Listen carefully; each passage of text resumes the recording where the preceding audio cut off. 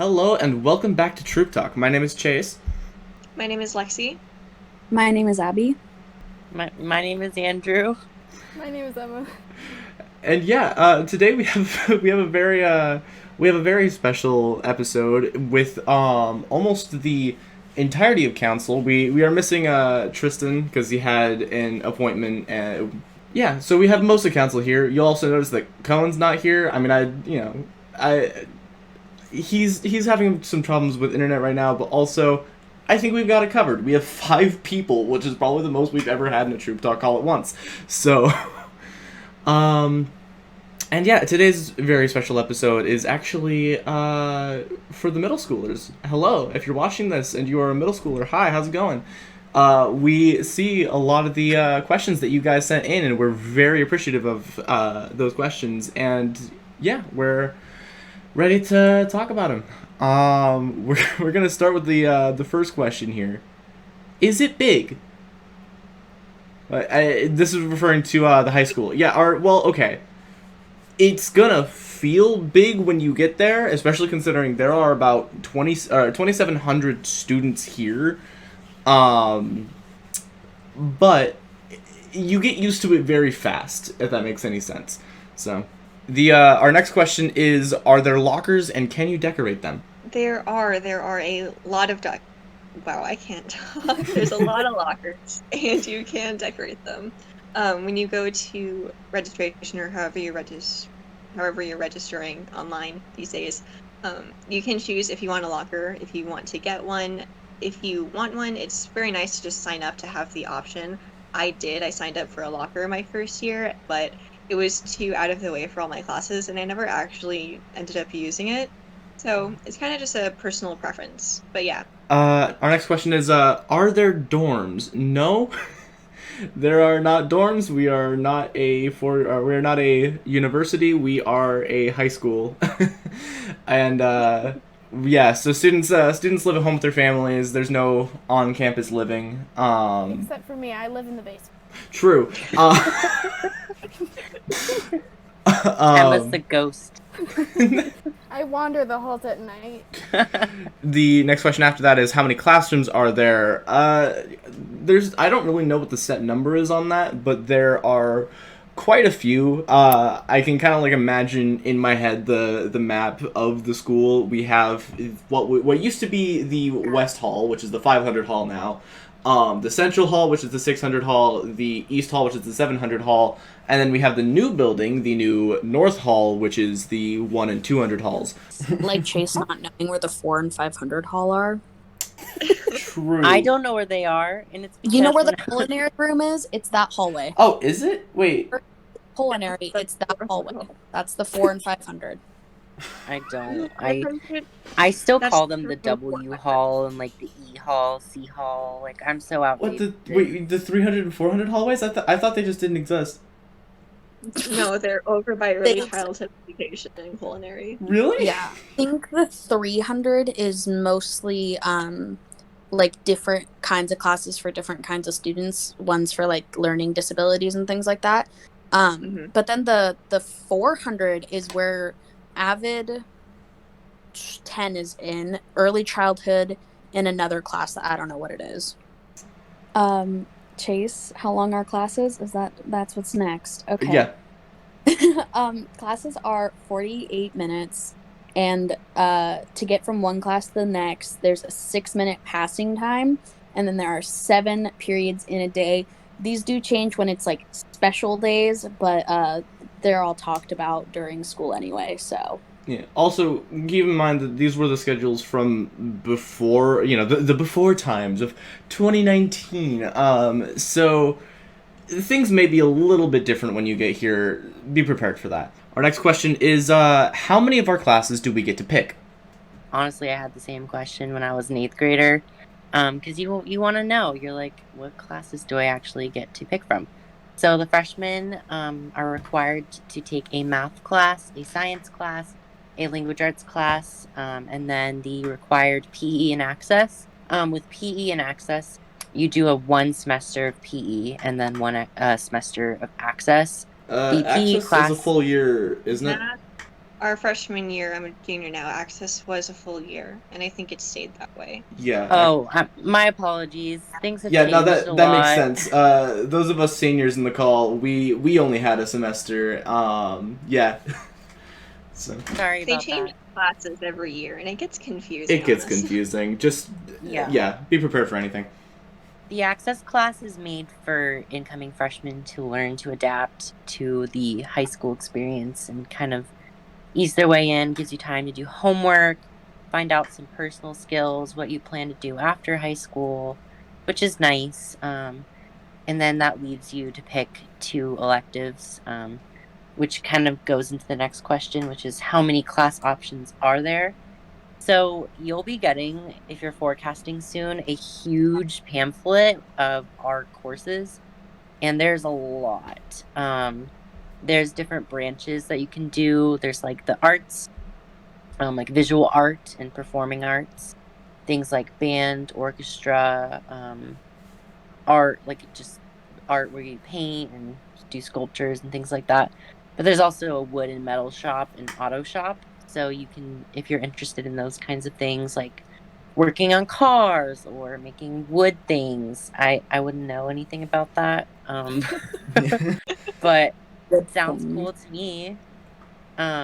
We also have we just got a new like culinary building, and it's huge. It's not a building, it's like a room.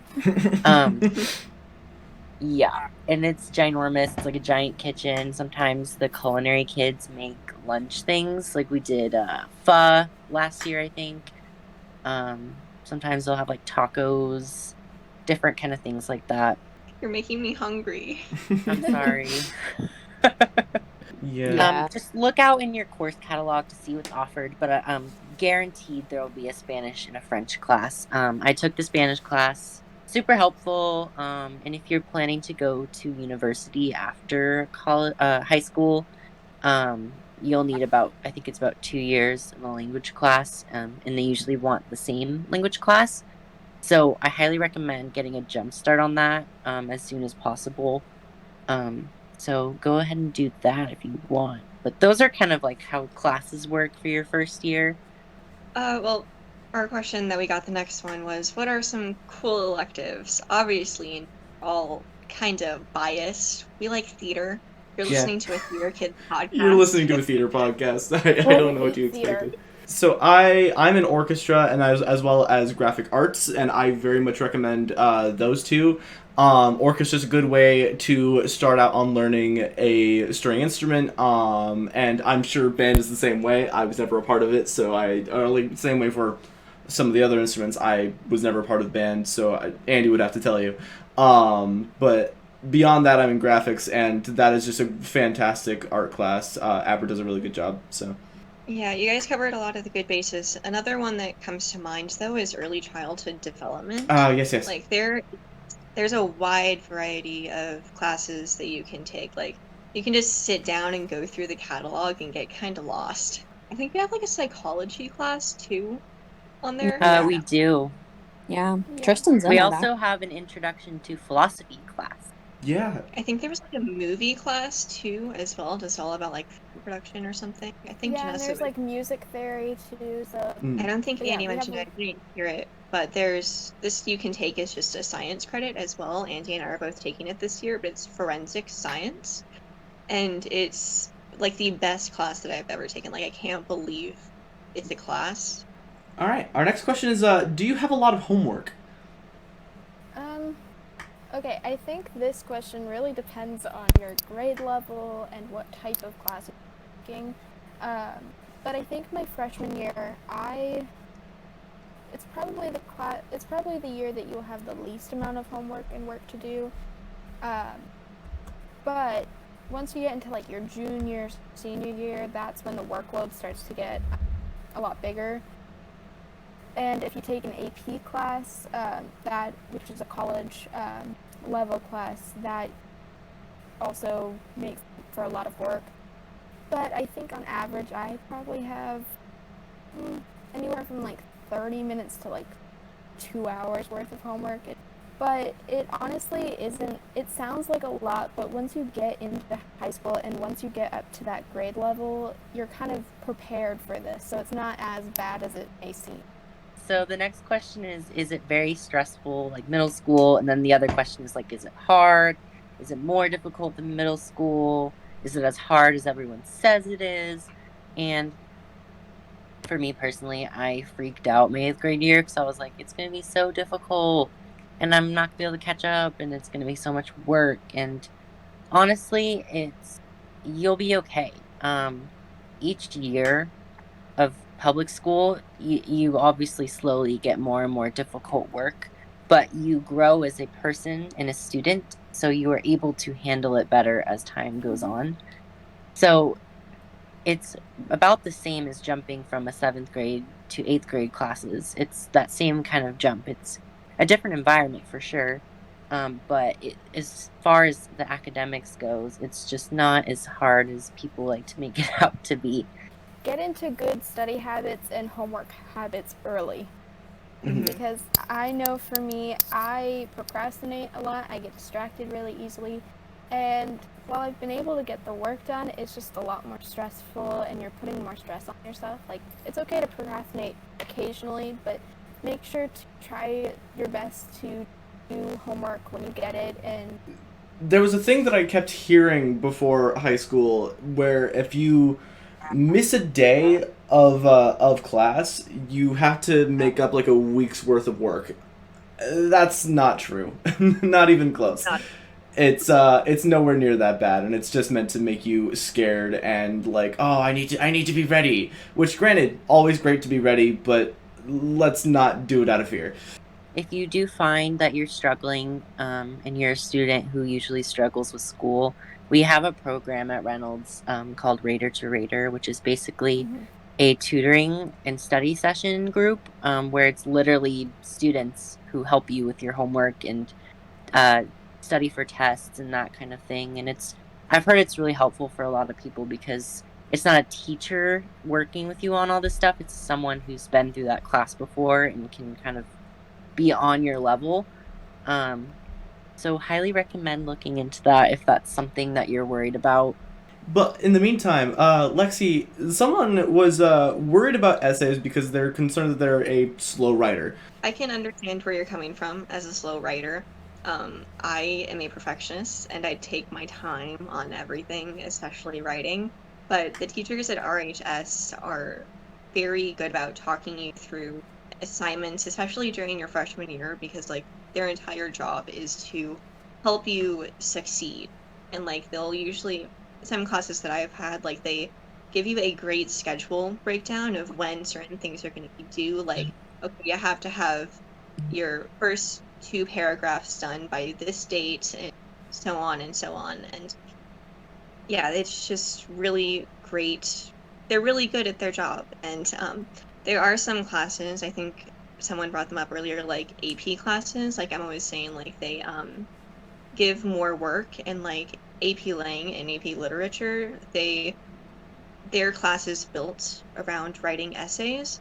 So if you're not if you're concerned about those sort of things, maybe don't choose those classes. But as Andy was just saying, like you progress every single year with your skills in school.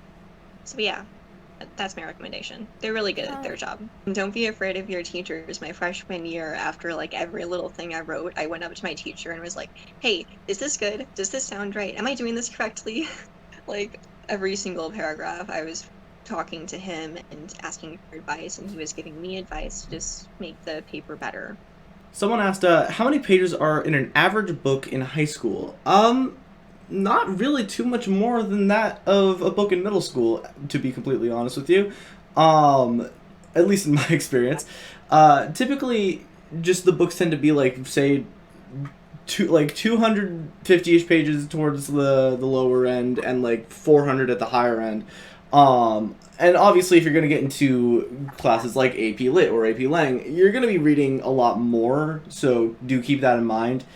But if you're taking just your regular language arts class, I wouldn't worry too much, honestly. You should be fine. And someone asked a question. Someone else asked a question about buying textbooks. You don't buy textbooks here. I mean, unless you lost a textbook that you borrowed from the school. But that's the thing. You borrow all your textbooks. So, our next question coming up is for Emma, actually. What sports are there? What sports aren't there? There are so many sports at Reynolds. I think the only sport we literally don't have is like lacrosse. So we have the basic ones like football, volleyball, soccer, which I recommend, wrestling, basketball, swim, baseball, softball, tennis, golf, track, dance. Here, literally rugby too. But that one's not technically considered a sport. It's considered a club. But yeah, there's a lot of options. And going into the next thing of, are there clubs? Yes, there are tons of clubs. For anything you're interested in, there's probably a club for it. And my one piece of advice for you is to just get involved. Whether it be a sport, a club, just get involved in high school. It makes it so much more fun. It gets you more involved, and it looks really good on resumes to colleges. So we have a lot. We have gaming clubs. We have you're gonna have to help me with these, the guys. I can't think. I think before we got out, there's Japanese club, there's Japanese club. There's International Club, GSA Club, which stands for Gender and Sexuality Alliance, and there's what else? There's the Magic the Gathering Club and Dungeons and Dragons, I think, too. There's the Women Empowerment Club, and then there's also the what is it? There's the Black Student Union. Yeah. Yeah, there's plenty of clubs, and genuinely, if you're interested in clubs at all and you're just still not sure like what you want to go into, talk to a teacher talk to anybody who can get connections with other people, because they'll probably know, or if they don't know, they can get you the information you need. So there was also a debate club. I don't know if that was. But that's new. Last year, that's a new thing. Yeah. And there's also the STEM club, which is very new. I'm involved in that. It's great if you want to go into a science, some sort of science. STEM is super cool. If you have an idea for a club too, I think there's like a form you can sign or fill out to try and start a club of your own, I believe. Correct me if I'm wrong, guys. I believe that is the thing. Yes. That is a thing. But there's also a deadline on it, so that you're going to have to catch that earlier in the year. How can we volunteer, Andy? So, volunteering. You can do this through the College and the Career Center. A lot of teachers this year especially have been really good about posting whenever they see new opportunities for outreach and volunteering. And you can also do this, a lot of clubs do this, especially clubs in marginalized communities or thespians. We're always trying to find outreach opportunities to volunteer and give back to our community. We've worked with Friends of Fairview, homeless youth outreach programs, tons of things, and there's so many opportunities. And if you accomplish 250 volunteer hours that you record through your 4 years of high school, you can actually get a fun little silver cord at graduation that you can wear when you walk. And it's like kind of epic bragging rights, because you're like, I just gave back 250 volunteer hours to my community, and I'm repping that silver cord. So it's kind of a style moment too. And you can kind of shine it in your friends' faces and brag. Wow. And look awesome. I think you can see where Andy's priorities are at right now. Yeah. I'm just kidding. You should not do it for just the silver cord. You should do it because it's an amazing opportunity to learn. It's also a good opportunity to give back, to help those who are less fortunate. Yeah, and don't just do it for bragging rights for your friends either. Brag it on your college resume. I'm sure that really proves something. They will love it. If you have volunteer hours that you can submit to colleges, they love to hear that, and it always makes a difference on your resume. All right, and now we're gonna move into our theater section. Now, our first question, I'm gonna let us all answer this one. Is it fun? A bit. Yeah, Yeah, it's fun. Yeah, that's it's not fair. bad. Yeah, that's fair. Now that I read the question, it asks specifically actors. So, if actors Yeah, want Tex, you answer. can't answer this one right now. True, So, true. Let us You've been answer. silenced. we have. I'll go back to the booth. All right, you know what? So acting, in my opinion, it's normally fun. There are some days that are like, I'd much rather not. I'd rather be at home, chill in my pajamas, eat some ice cream, watch some YouTube or some Netflix or whatever. But there are most days, at least for me, it's really, really fun. Just getting out there and just having some fun with it. I think that's the most important thing. I completely get it. I'm fortunate enough to not have stage fright, but I completely get it if you do, and it just takes a lot of getting used to from what I know. Because even I was nervous on stage the first few times. It's a process learning how to do it, and I think the process is fun. So Don't be intimidated, okay? Because let me tell you something. My freshman year, I auditioned for the musical, and I was like, what am I doing? Am I setting myself up for failure? Like, am I trying to make myself fail? Like, I don't know anything. I've never been in a musical. And I showed up and I loved every second of it, and it became my passion. And you never know if that will be you. So I recommend trying it, even if you think you aren't going to be good or that you aren't going to like it or that it's scary. Do it anyway. Just come to the audition, do what you know, and just get involved and meet people and just put yourself out there, even if you feel like scared. Because let me tell you, my first audition with Reynolds was terrifying. I saw Steenson watching me dance in the little corner writing notes, and I was like, I'm scared. But I found my home there, and I think a lot of you will. yeah, I actually remember walking in the first day of my freshman year, and there was such a different energy to the theater class than compared to the other classes, and I kind of just immediately clicked. All right, our next question, speaking of walking into a theater classroom, Lexi, how similar is high school theater to middle school theater? Okay, so for the record, I went to Baltimore, but I am also part of, my platform is Middle School Outreach, so I feel like I know what each school's theater program looks like for those that are listening.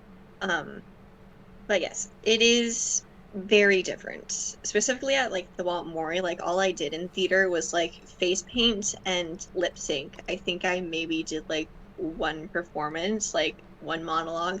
I don't know.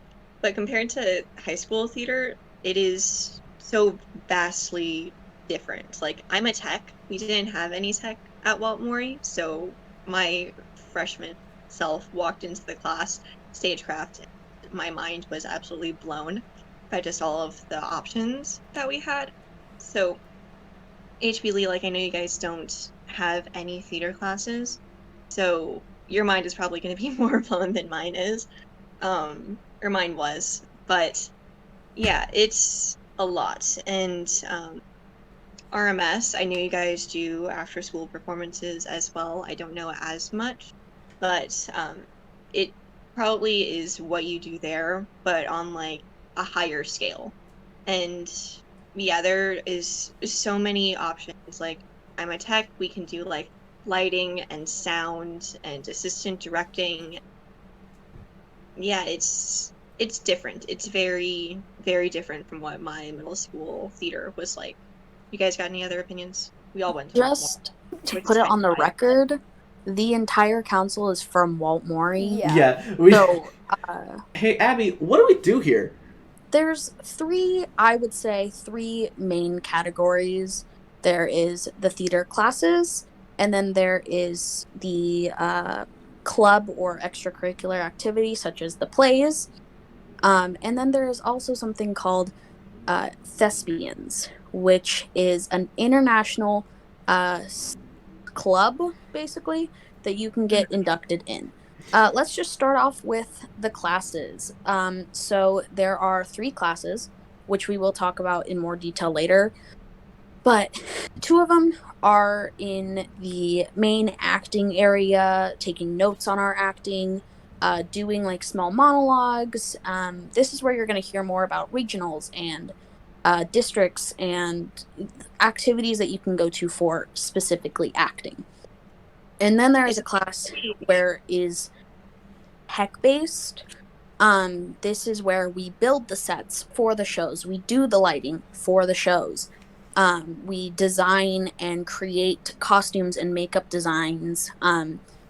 So yeah, those are the classes, and we'll go more into detail about those later. But that's what we do in the classes. And then when we're doing our after school plays, 2 main groups go into play, which are the actors and the techs. The actors are the ones on stage. They are saying the lines, they are being the characters, they are performing the blocking that all the ADs came up with, and all of the technicians made sure that the lighting were hit properly.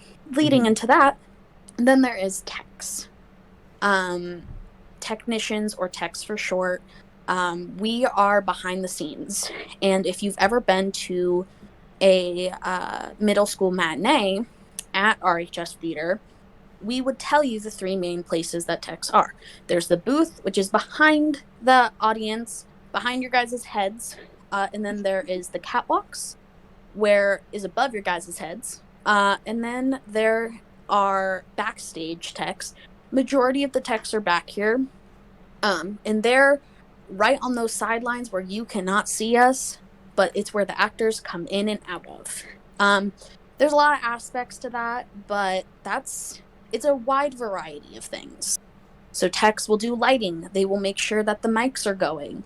They will fix broken tables when they break mid-show. That was a fun time for me. And that was a story on one of our other Troupe Talks that I was in. Yeah. Sometimes you guys even burn curtains with lights. Oh yeah. Fun little thing. Techs, sometimes we have to work around things, and I had to work around a light that we named the Shin Buster. It was right at your shins, and you could bust it real easy if you kicked it. And now what happened? It was on either side too, so double damage. Yeah. And there was 4 of them. 2 of them we only needed to worry about on each side. And one night, everything was going wrong, and without any other tech noticing, without any other actor noticing, the light bumped into our curtain, and it slightly burned it, about the size of like a lemon. It did not do any permanent damage. You can't even see it from the other side. But that's the kind of thing that tech does. We work around those kinds of issues, and we make sure that doesn't happen. But we are not perfect. So, you think high school theater, we are perfect. We're Broadway people at this point. We're not. We fail. We suck. A lot sometimes. of us are just starting out. Like a lot of us just started like very recently. Like I remember all of us were very proud of Skylar Mahar when he was cast as Prince Eric in The Little Mermaid as a senior, but as his first year actually acting. And you can imagine what would come of that. He still did a wonderful job. I'm still very proud of him, but it was definitely a little rough around the edges because he wasn't doing it quite as actively by that point. So yeah, exactly. And really fast, I'm just going to bring up Thespians. It's an international society, club, whatever you want to call it. If you're in theater or any sort of performing arts, you can actually get inducted into this international club, and it's really cool to feel a part of that kind of thing, just to know that. But yeah, if you guys are watching the forecasting video that Chase and I made, or if you went to the forecasting fair and you saw the PowerPoint that we had for Reynolds Theater, there is an entire slide dedicated to thespians that talks about what Abby is explaining. Exactly. All right, our next question, Lexi, how long would you say it would take to design the set? Okay, so I don't know set specific. The set design is done by our theater teacher, Ms. Steenson, and our technical director and arts building coordinator, I think is her actual title, Ms. Thiessen. They work on the set themselves, and then they just tell us what to do, and we build it. But they usually work on it for a while. I don't actually know, but It's like a 3 to 4 week process, I think, just to design something.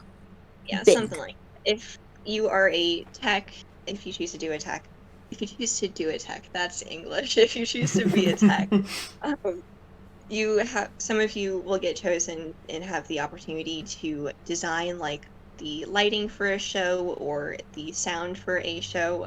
I designed some lighting for our block show, The Tempest, my freshman year, and you work on that project during the rehearsal process for the show. So probably like a month, maybe 2, to work on your designs. Yeah. Yeah. Quick note, if we're doing student-directed shows or alumni-directed shows, we did this right before quarantine. We had an alumni come in, and we had actually student set designers.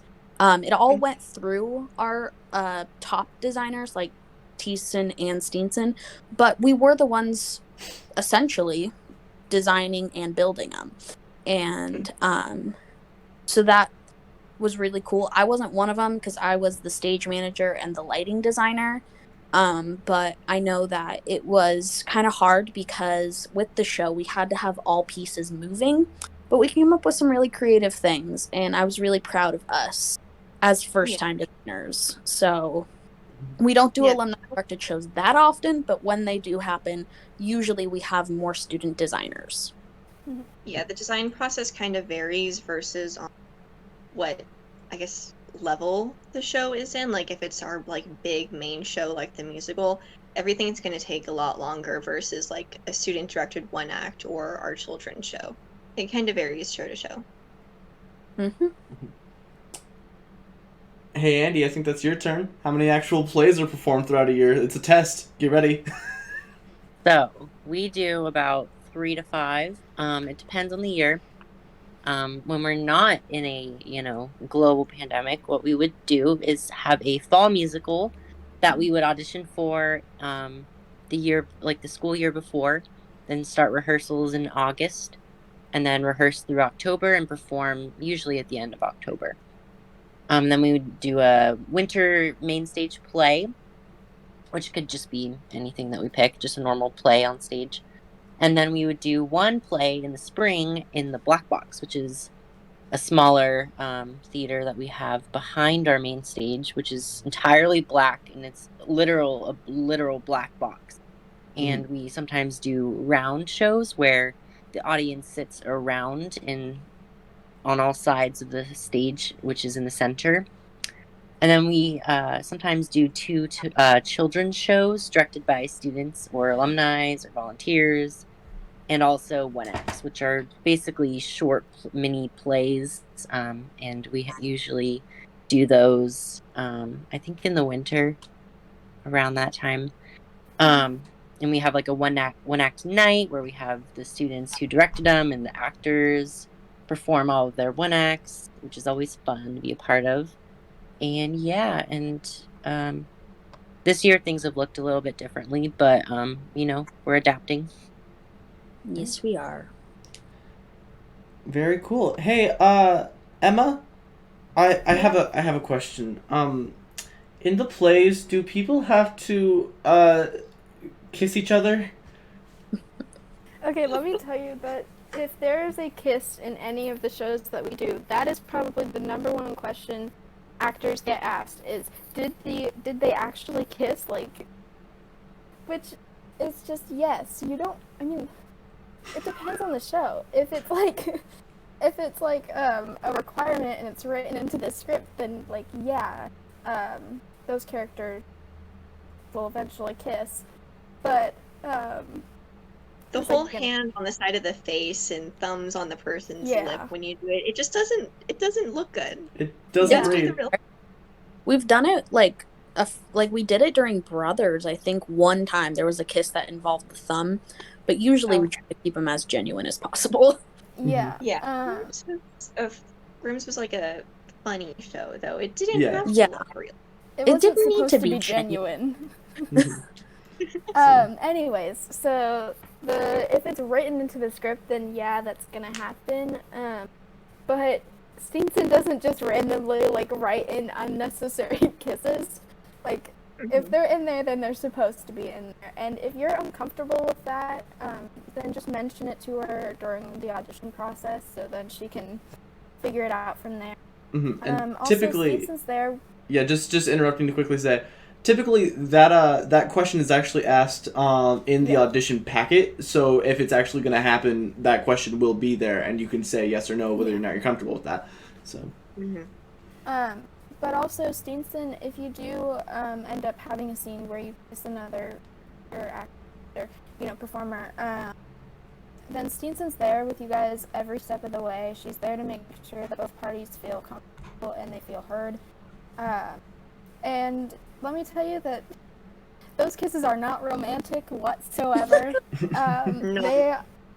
Both characters are like sweating from the lights. You're like still trying to remember, like, make sure you're in the right place. You're trying to think of, like, pray that you remember whatever lines you have. That, it's not as big of a deal as it may seem. And yeah.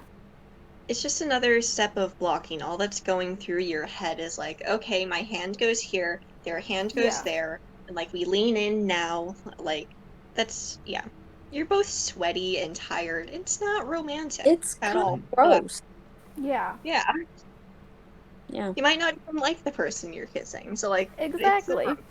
Just because two characters kiss on stage does not mean that any of that is happening off stage. All right. I think we can only ask a few more questions before I'm going to cut us off. We had so many questions, but we also only have so much time. So I'd like to give us time to be able to have the time to not have time.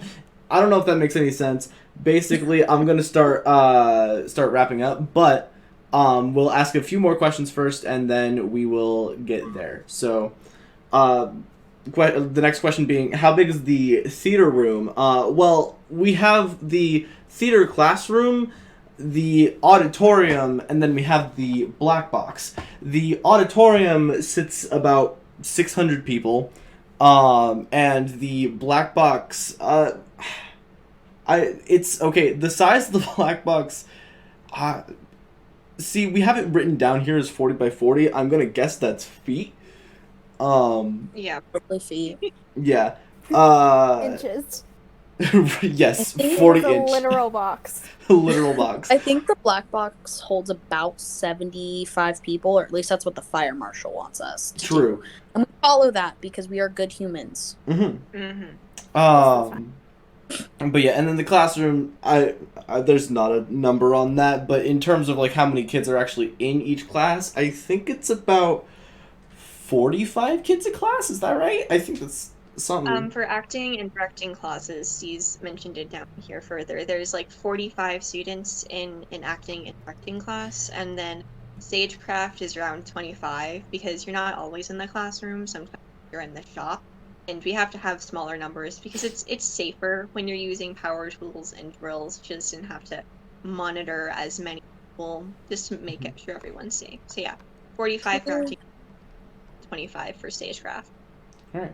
And then I'm gonna ask this next question kind of out of order, since I want to finish off with a question for all of us. Or I guess this is more of a question for the text, but you know what I mean. So we'll start with what kind of plays do you do? We do a pretty large variety. I mean, just within a year we had, we had a fairy tale, a show about the Holocaust, and a Shakespeare show all in 1 year. And then I'm trying to remember what was student directed that year. That was our sophomore year, or my sophomore year. Your guys' my sophomore year, Andy's sophomore year, your guys' freshman year.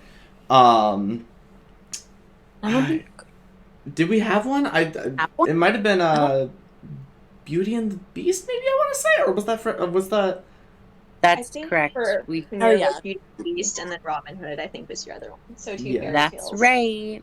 Yeah. So Robin Hood. yeah. So yeah, we got and then I think the year before that we had Peter Pan student directed.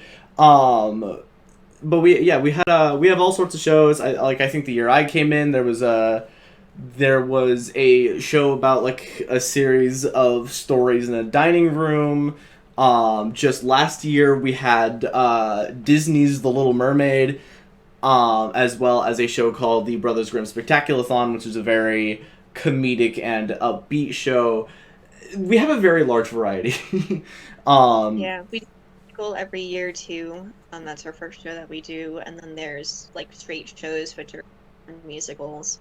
And yeah, we do everything. We like to keep our audience on the edge of their seats for what we're coming next. Mhm. And the last question that we will ask for today, for the tech this time, is the same question we asked the actors earlier. Is it fun? It's pretty alright. I think it is super fun. Lexi is a booth tech, and I'm a backstage tech. Two very different worlds, but we sometimes combine. And the booth is a lot more serious. You have to be super quiet, and even backstage you have to be quiet too. But you can like kind of get off topic, and you can have those bonding moments with the actors and the techs. And with the booth, it's definitely more tech based.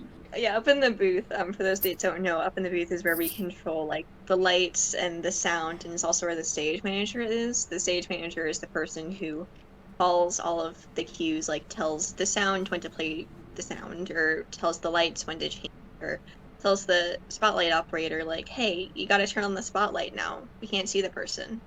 Not exactly like that, but yeah, it's all planned out. But yeah, that's where we control. I'm going on a tangent. Up at the booth is where you control the lights and stuff. We have a good time. We aren't like around all of the other people, which is probably a good thing because you don't want actors running around getting changed when you're trying to change the lights. Yeah, But you get really close to the people up there, and like during musicals especially, like you remember the lines until you'll be up there like bopping along to the sound or staring at each other, like referencing the lines, and it's a good time. Any tech everywhere is a good time. And then Abby, you were about to say something, right? I mean, I think I've said it before. There are techie techs, and then there are backstage techs. Mm-hmm. Yeah, Chase, we had a podcast with just Abby and I, and we covered all of the differences between backstage and booth techs. Very. Yeah, if you're interested in that, go ahead and check out that episode. If I remember, I might leave a link in the description, but I believe that is episode 6 of this show. So if you want, you can go through this YouTube channel and go find that. So. And in the meantime, that's pretty good. I think we'll go ahead and wrap this up. I wanna thank y'all for coming on the show. It was a fantastic treat having you guys here for this very, very different episode. Hi, I'm Ab. All right. This has been Chase, and then thank you, Lexi, Abby, Emma, and Andy for coming on the show.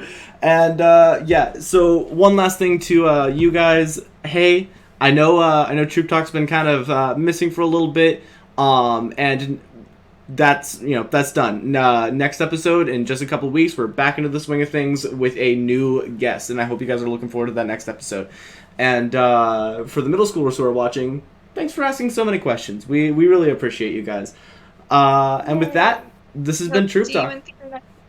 Thank you for having us. Thank you for having us. Yay. See you guys.